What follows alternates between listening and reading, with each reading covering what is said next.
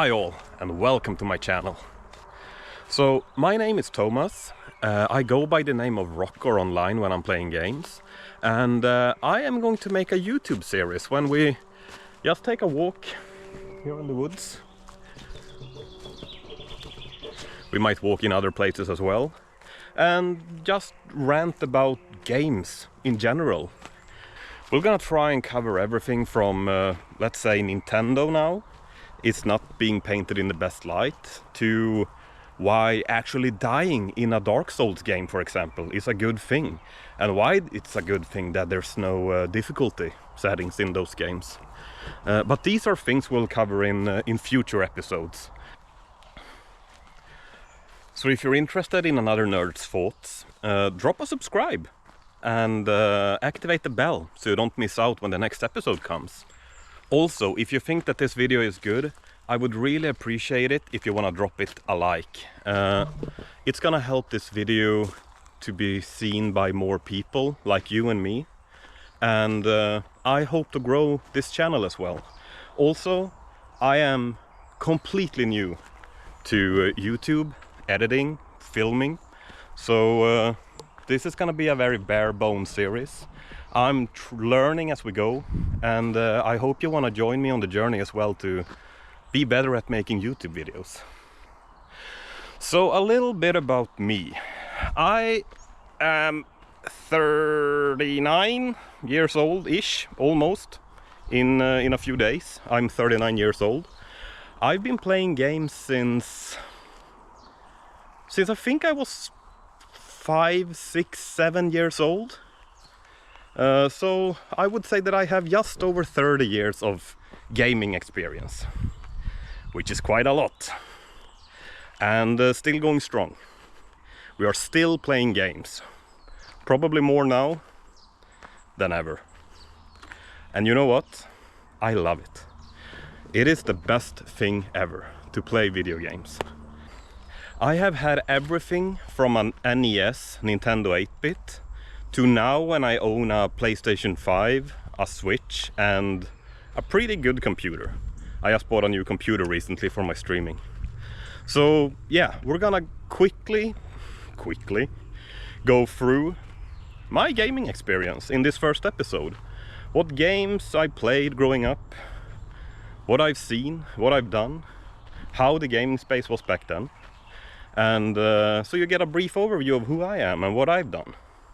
So this is hard for me because it was so long ago, but my first gaming experience was either the NES, god damn it, was either the NES or a little portable device called Game & Watch. And now the flies are coming. I think almost no one has heard of Game & Watch. It was it was the predecessor to Game Boy. It was really shitty, but I remember owning two Game & Watch, one that was just flat and one that you could flip open. The games weren't good, they weren't fun at all, but back then there weren't any games. Like, none existed. So this was the best there was. You took what you could get, and that was it. And to be honest, when you're playing the best game that is out there, you think it's pretty good. Actually, it's when you start comparing that it becomes different, right? If I were to play that game today, I would be bored in about 200 seconds. And then I would throw it in the garbage and I would never play it again. Back then, I remember playing this several times. Many times. Because there was nothing else. The only thing I remember I had two. The only one I remember, so there was one when you were a diver and there was like a big squid or something. I'm gonna see if I can find any graphics for it, like anything that I can put on screen to show you how it looked like. I think that was the flat one, and then there was one that you could flip open that had two screens, like one up, like two screens, but I don't remember what game it was. I bet you if I see a picture I will probably remember, but I can't for my life remember what game I had on that little Game & Watch. So other than that, my first console was a Nintendo 8-bit, otherwise called as the NES. I remember we had it we had a TV in the basement, and I remember I had the NES hooked up to that TV, and I was sitting on the floor in front of the TV playing games. Like, your ass fell asleep, but you were a kid, so you didn't care. And I played so many good games on the NES. It is not my favorite console, but it was my first. And I hold it really dear to my heart, because that's where it all started, and I have a lot of fond memories about it. And I remember, I think, so this is so long ago, this is when I'm like 5 years old or something. And I do remember that I went to daycare, like before school, when parents had to work, they put their kids in daycare, I guess. And the woman having this daycare, it was at her home. She also had an NES. And I remember us kids, we were too shy and too afraid to ask her straight up, like, hey, can we play video games? I don't know why we were like shy about it, but we at least were too shy to ask. She was pretty strict as well. Like, it was very much emphasis that we should play outside, we should be active, which we were, and we did. But like this gaming console, it was something else. It was something other than playing outside, even though that was great as well. So I remember us kids, I don't remember, I think we were like five young guys. Too afraid being in the same room as her, standing in the corridor, like next to the kitchen, like out of sight. And in a choir, we were like, hey, can we play Tetris? And and then she was chopping some, like she was probably making lunch for us or something. But so if we were lucky, she said yes. If we were unlucky, she said no, go out and play. Both were fine, but it was something with that. She had the Tetris game. I think that was the only game she had. But I do remember that.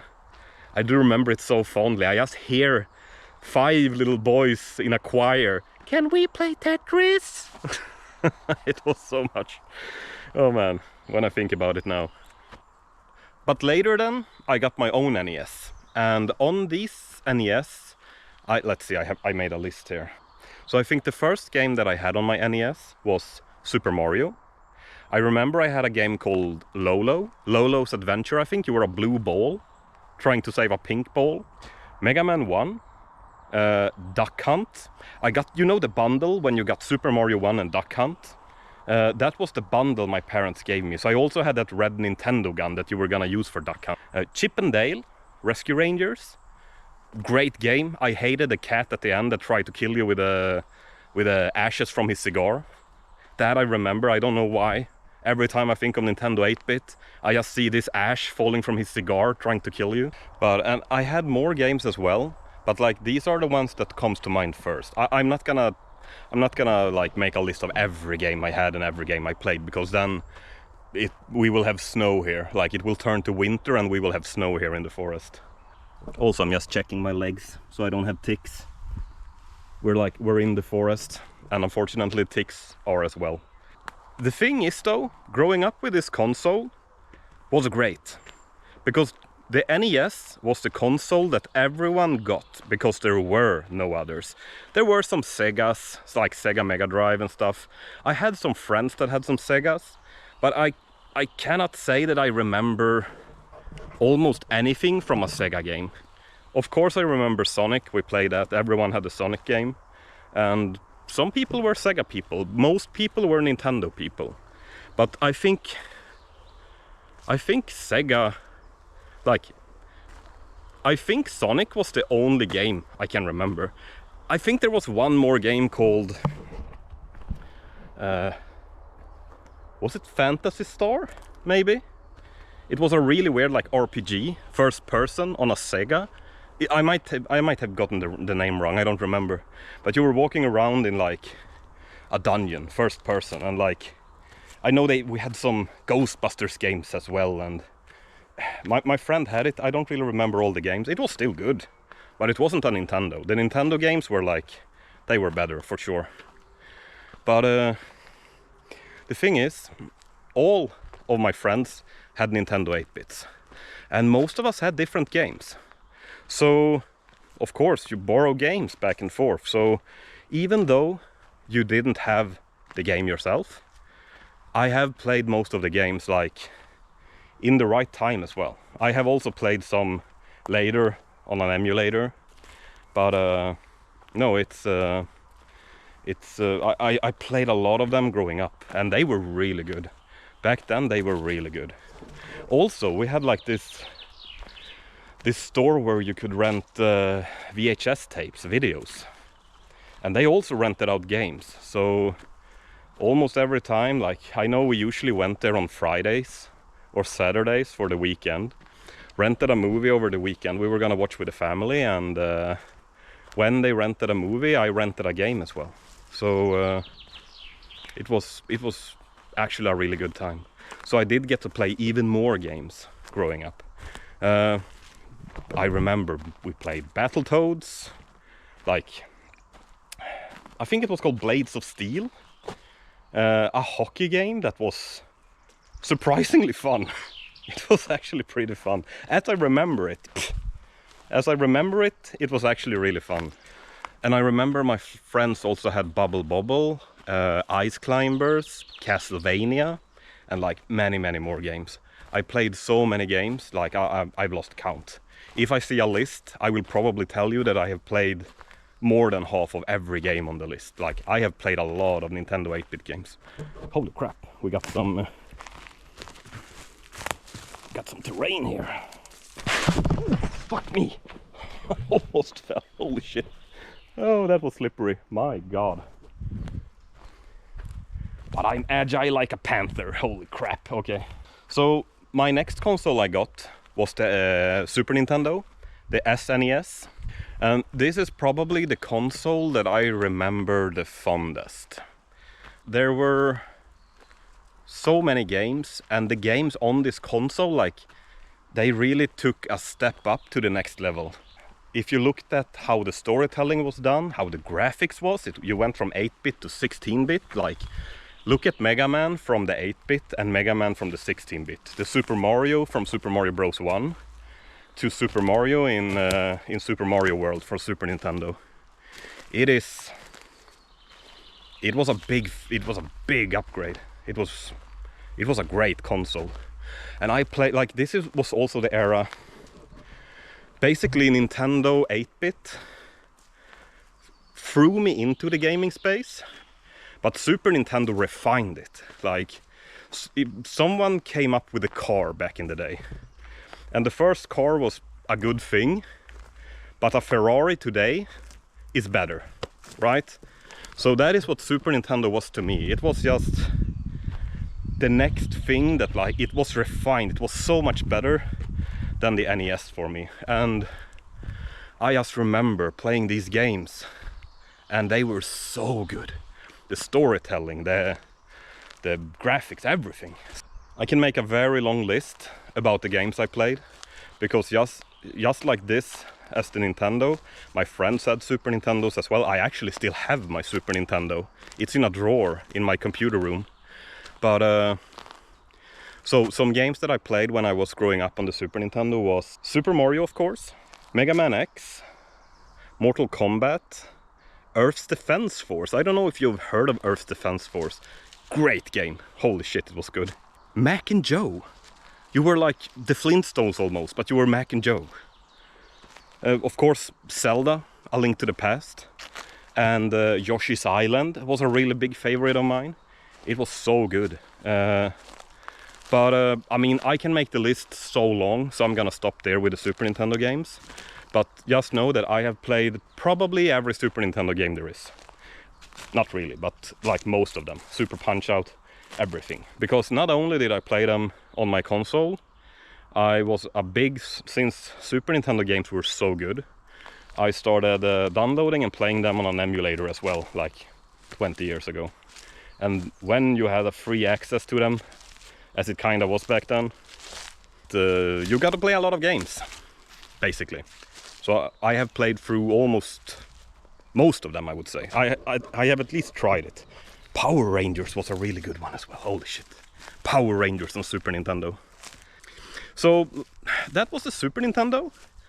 I never had a PlayStation 1, but a lot of friends had a PlayStation 1. So, and now we're getting into the era when I've grown up a bit, like we've started school, we have gotten like some later classes, we're making more friends and everything, and we're hanging out more. Like back in the like 8-bit and Super Nintendo era, you were still such a young kid, so you had your friends come over for a few hours and then they went home every other day or so.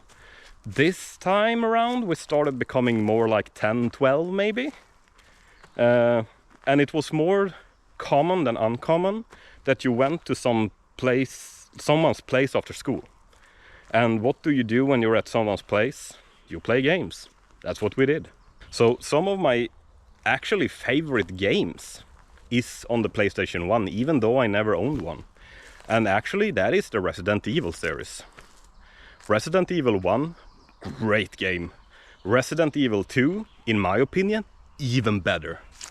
Resident Evil 2 is like top tier. It's a 10 out of 10 game. It is so good. I loved the story, how creepy it was. So PlayStation 1 came with something else that the Nintendos didn't really have, and that was like darkness and grit to the games. Most Nintendo games was just like very child friendly, but PlayStation 1 introduced like new stuff. There were of course some games that was still like, of course, a little gory. If you look at Mortal Kombat on Super Nintendo, you had Final Fight that I played a lot as well. Like those games were still like you were beating up people, but it was still kind of cartoony, right? While as Resident Evil is dead serious. Silent Hill, dead serious. Like Dino Crisis, dead serious. Scaring the shit out of you. It was like a new genre that came to life. And of course, we also got even deeper storytelling with even more twists and turns, and like this is starting to become now movie level storytelling. Should we go up here, by the way?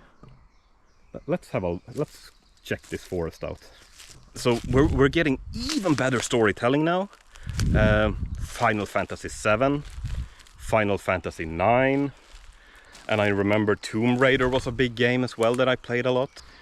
Spyro the Dragon, and like the list goes on. We also played a lot of PlayStation games, and with my friends having the PlayStation, of course I borrowed it for many months, and I played through all these games as well in my own pace, in my own house, in my own quiet little room. So I got a really good experience from the PlayStation 1 as well. But like I said, I never owned one. If I did, I probably would have played it even more. But I feel like I got the best of what the PlayStation 1 offered you, if that makes sense. And the thing is, I instead had a Nintendo 64, the next console in line. So my parents never got me the PlayStation 1, but I had the Nintendo 64. And I think, didn't the PlayStation 1 come like 1 year or something before the N64? But man, Nintendo 64 paved the way again. Like it was the next big thing with Nintendo, and they were doing the same thing as PlayStation 1 were doing. They were ramping it up. They were upping the storytelling. They were upping the graphics, like everything. And all of a sudden you started moving around with an analog stick instead of a D-pad, which made 3D worlds amazing compared to a D-pad. Remember as well that in this time we were even older. This is probably when I was around 13, 14, 15 years old, something like that. that we were playing the Nintendo 64. And we started understanding more what we were doing. Like, when we were playing the Nintendo 8-bit as a 7-year-old, we were like, huh, blue ball jump, blue ball run, Super Mario jump, Super Mario pick up star, like, it was super basic. And they were basic, and they were fun for that. But Nintendo 64, you had like the story of Ocarina of Time, with everything happening, time traveling, like it was the next big thing. And there were so many more secrets in this game. There were so many things you could explore that was so different from what you have played before. Except for the PlayStation 1, they were there, but I mean, this was just more of the good part, right? So I remember, this was also, as I said, in the time of my life, when we were hanging out a lot in school.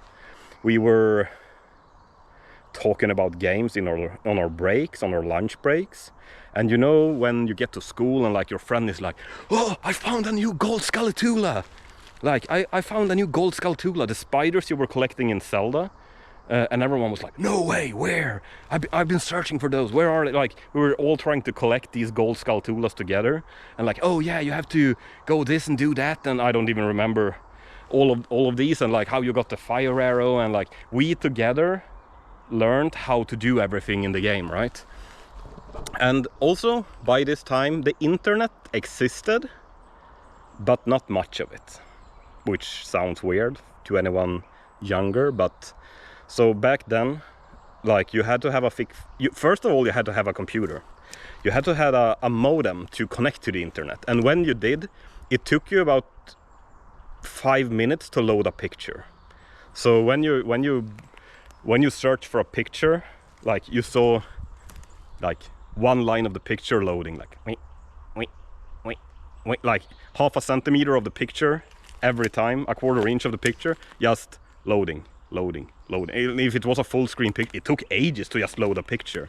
There weren't any websites around. There weren't any common, like, no one knew what it was. And that was if anyone even had a computer with a modem on it. They were around, they had been around, but like, it wasn't widespread to use the internet for gaming stuff. But there were some websites that actually had like some walkthroughs and things like that.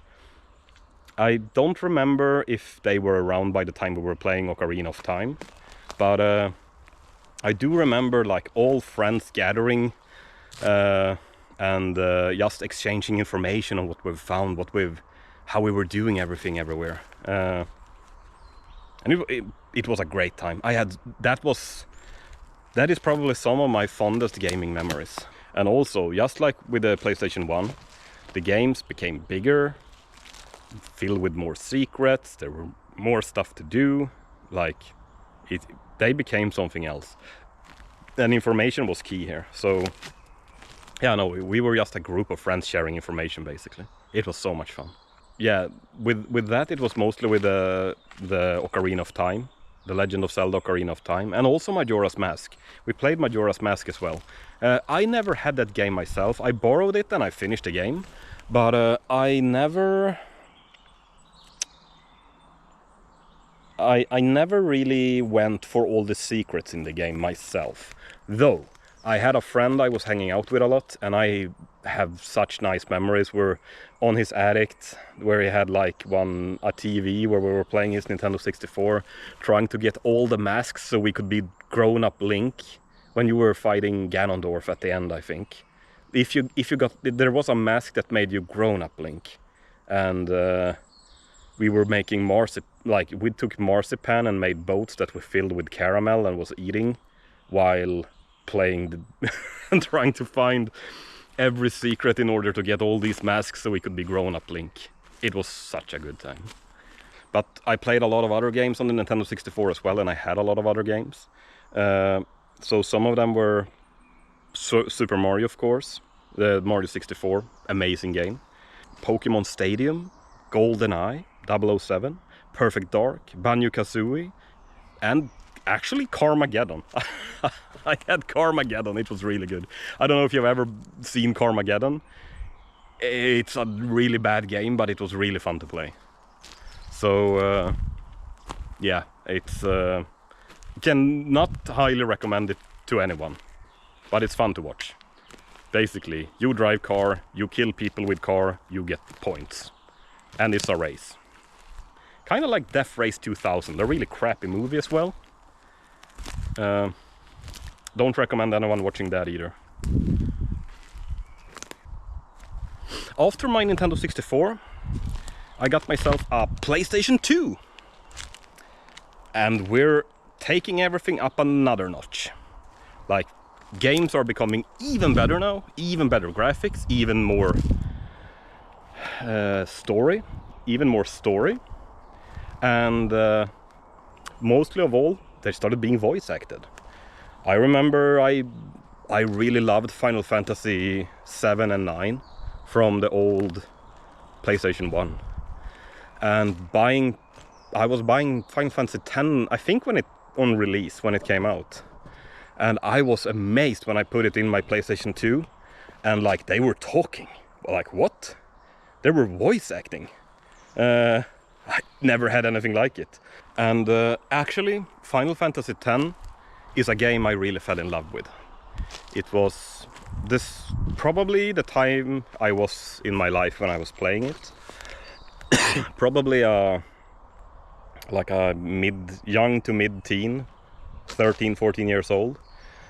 The story really spoke to me. I thought it was such a cool plot twist in the story with everything that happens. I'm not gonna spoil it if anyone wants to play it. And actually, this might be nostalgia talking, but I don't think so. That is a game that has aged like a fine wine. Like, if you have never played Final Fantasy X and you were to play it today, you would probably love that game. And judging from the reaction videos on YouTube, people still get emotionally attached to that game, even though it's like from the early 2000s. If I were to make a game list of the best games I have ever played in my almost 40 years of life, my top 3 games, very biased and probably with a bit of rose-tinted goggles, is... Top 3 is very hard, top 5 is easier, but Final Fantasy X, Mega Man X, Clair Obscur Expedition 33. I think those might be my top 3 best games I've ever played in my life. But it's very hard as well because we also have The Last of Us Part 1 and 2, we have the Witcher series. There's a lot to talk about there. I might try and make a list sometime, a tier list with the games that I think are the best ever. But it's with games just as movies. Like, how does a horror movie compare to a comedy? Like, which one is better? It's like, is it a pizza or a hamburger? Which is tastier? Like, it depends on the day and what mood you're in, right? But yeah, no. So my PlayStation 2.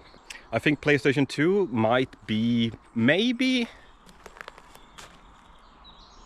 the best console I've ever had. I think the games became so advanced compared to what they were. It was in the right time of my life. That also really plays a big matter. And no, yeah, when I think back, I think I might have had the most fun playing my PlayStation 2 with the games. I still have my PlayStation 2. It's in a drawer in my computer room, so I could show you a picture of it as well. We could even make an episode when we boot up the PlayStation 2 and play through all the old games that I have on it. I have the Final Fantasy, I think, 10, 12 and 13 and 10 too. I have a game called Zone of the Enders that I used to play when I was growing up. I remember it as being a good game. I think I played it later and it sucked, but it's one of those things. But also, we have of course SSX Tricky.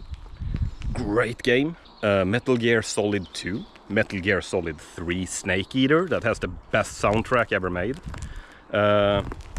Devil May Cry series. Like, there were so many good games that started on the PlayStation 2. Like, incredible game series. It feels like this is the era where the IPs were really, like, they saw the potential in gaming and people wanted to invest and like create the next best game. Just like movies has gotten better and better, and this is where gaming industry really took off, and people understood how big it was and how big it has become. And yeah, and also, of course, as with the other consoles, my friend had them as well.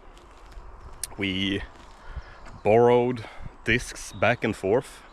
We played more games than we owned, and yeah, you were hoping that your memory card wasn't gonna get corrupted, because yes, back in the days on the PlayStation 1 and 2, you needed a memory card slotted into your device.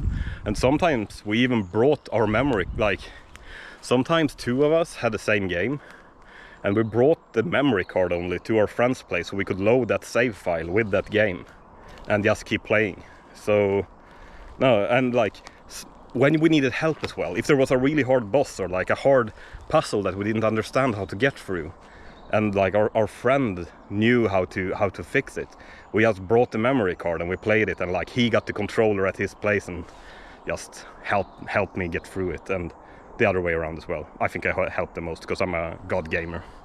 Sorry if this is dragging out, we're almost done. But after that, we got a Nintendo Wii. And you know what? Unfortunately, this is gonna be a quick one. I think Wii is one of the worst consoles I've ever had. Debate me on this one. I will make an episode when we talk about, like, I wouldn't say rise and fall of Nintendo, because Nintendo hasn't really fallen, but the rise and like leveling out maybe. And I think that started, like, Nintendo was the powerhouse of the entire gaming industry until they released the Wii. And PlayStation 2 and Xbox just became better in every way, shape or form. The Wii was really interesting because it was the first console where motion, like, where you could swing your controller and you got the motion capture on screen. But it's not the console itself that I had a problem with, it was the games. And you might tell me, like, are you fucking crazy? It was incredible, and I think the Wii for a lot of people is just like a lot of other consoles were for me, that you got the Wii at the right time of your life, at the right place when you needed it, and you had a great time with it, which I 100% agree with. And but in my opinion, the Wii was not great, and we will make another episode about that. But for now, I'm gonna leave it at that with the Wii. Though, the only game I think was, as I remember at least, I might be wrong, I'll look this up, I haven't done much research. But one game that was amazing was The Legend of Zelda and the Twilight Princess. So that is, if they made only those games like that throughout the entire Wii, like, I would have probably thought it was the best console ever made. But that's not where we are. So there were two consoles I never had. In this lineup we've gone through so far, there's two consoles we have missed, or one that we haven't really gotten to yet. One was the GameCube, and I never had a GameCube, unfortunately. I know that it was a great console as well, a lot of good games.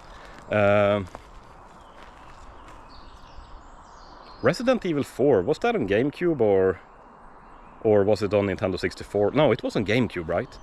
So the GameCube, I had a friend that had a GameCube. I borrowed it from, I played it at his place, and I also borrowed it and played it for a while. Not too much, we didn't have too many games. I don't think a lot of people in our friend group actually had the GameCube. It was mostly only him. And while I played through Wind Waker. I borrowed his console and I played through The Legend of Zelda, the Wind Waker, which was a fantastic game. It was really fun. All the Zelda games has been so good up until now. So I played through the Wind Waker and it was a great game.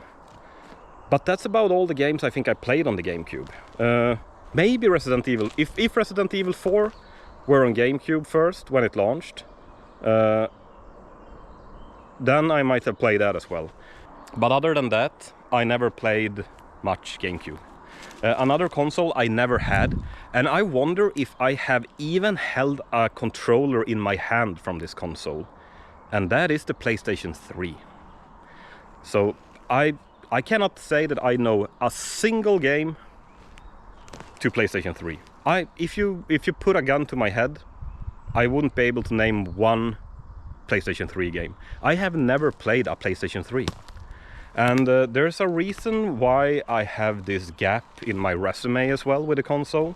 And that is because even though we've been talking about all these consoles and all these games I've been playing, my biggest gaming experience has come from a computer. And I'm a PC gamer, basically. Except for the first years when I was like 7, or actually I had a PC back then as well, with games. But I was a PC gamer since birth almost. So most of my time has gone to PC gaming. And in this era, when it was the GameCube, the PlayStation 3 kind of, I think that was early 2000s, mid 2000s maybe. That's when World of Warcraft came out. I did play a lot of MMOs before that as well. I think I played a little bit of RuneScape, not much.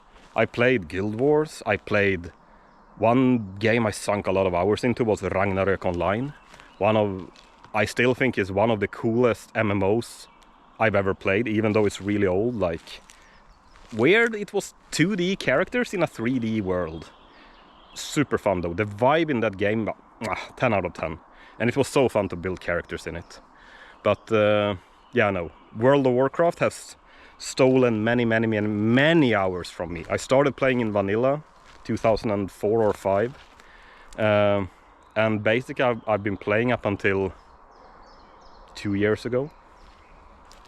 So yeah, 2-3 years ago. I think when I started streaming, that's when I stopped. That's when I stopped playing. Maybe that was almost 3 years ago, 2.5 years ago. So many hours has gone into that game. But yeah, no. So basically I got my first PC. I can't remember what age. Probably around 7 years old or something. I know it was a Compaq 486. It was one of those desktop computers that was laying down, and you had a big CRT screen standing on top of the chassis. Probably speakers integrated in the screen as well.